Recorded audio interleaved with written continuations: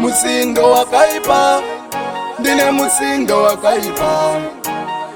Riga uyauoni, future was speedy boy. She kept Strive, ngoma rakaipa, chingoma jakaipa. Ndini ndinova pakurira kuti music voti ndavadadisa. Ndapamba muvamba kunge chitop galisi ndine unyanzvi wakasanganiswa kuita kunge kama. Ndini ndinova pakurira kuti music voti ndakanyanyisa. Ndapamba muvamba kunge chitop striker ndine unyanzvi wakasanganiswa kuita kunge kama. Vachigutu vave kutoda chikepten ukakuhindoni kunobata western. Maheta vasuwachasiwashe riga vatipe kuti vasiyane nene. Kwese kunorira vari kundidaidza, vanoda kundiona ndichiraisa. Makepteni ngoma tichifaisa, tobata ngoma zviririwa timbofaisa. Ndini ndinova pakurira kuti music voti ndavadadisa. Ndapamba muvamba kunge chitop galisi ndine unyanzvi wakasanganiswa kuita kunge kama. Ndini ndinova pakurira kuti music voti ndakanyanyisa. Ndapamba muvamba kunge chitop striker ndine unyanzvi wakasanganiswa kuita kunge kama.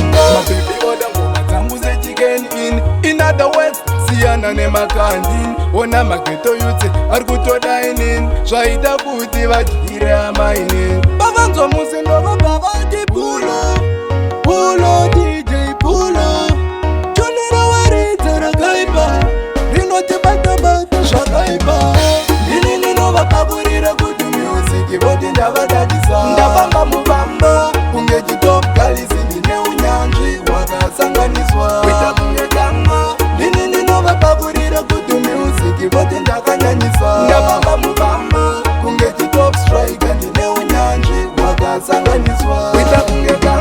Vachigutu vave kutoda chikepten ukakuhindoni kunobata western.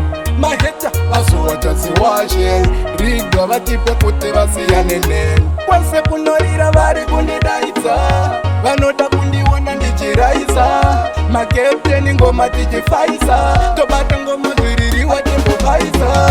Ndini ndinova pakurira kuti music voti ndavadadisa. Ndapamba muvamba kunge chitop galisi ndine unyanzvi wakasanganiswa kuita kunge kama. Ndini ndinova pakurira kuti music voti ndakanyanyisa. Ndapamba muvamba kunge chitop striker ndine unyanzvi wakasanganiswa kuita kunge kama. Mababy oda ngoma dzangu zechicken in other words siyana nemakandini. Ona mageto yutse ari kutodainin zvaita kuti vadyire amainin. Vavanzwa musindo vabva vati pulo